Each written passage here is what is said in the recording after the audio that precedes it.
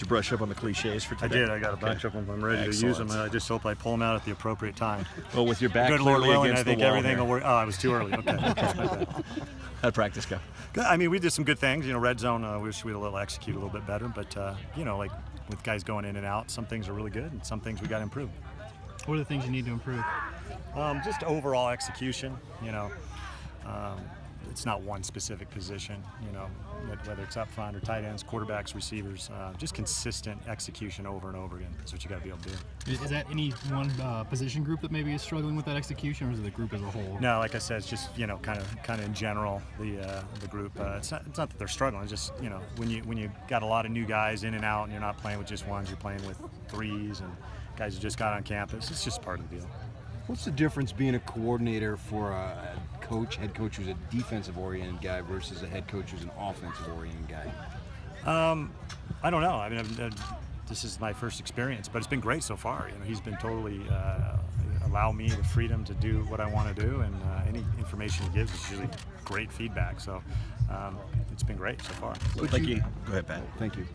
You look at the foundation of Utah's program. Obviously, it's been built on great special teams and excellent defense. How are you going to incorporate your style, what you want, knowing that formula has been so successful?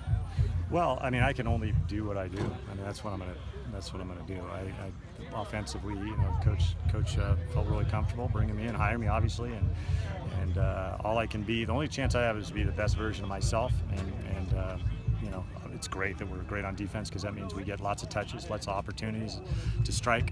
But I can just do my stuff and do it to the best of my ability. How does the naming starters, especially quarterback? I mean, how influential are the other coaches? How much of that is your decision? Ultimately it's Coach Witt, which will rely heavily upon me, and then we take input from everybody, but Coach Witt and I will be the main deciders. But I'm big on getting input and people's feeling, but in the end, it's kind of a gut instinct on what you feel. Sometimes it's real clear, sometimes it's close.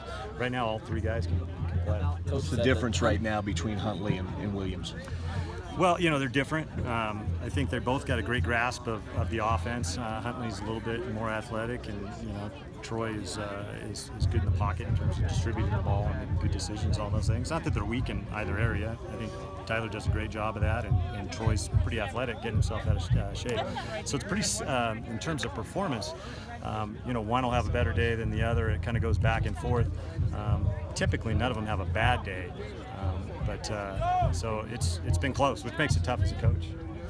I know it's not decided who's going to be the starter yet, but if one of them's the starter, do you envision special packages maybe for the other one to get them both on the field? Possibly. I mean, that's definitely something you want to utilize your talent as much as possible, but you don't want to have tendencies so obvious that when you put somebody, I've seen people do that, and they come in and they run two plays and it's not that beneficial. So, but that's definitely something I'm open to. You had a number of your receivers over in the pit.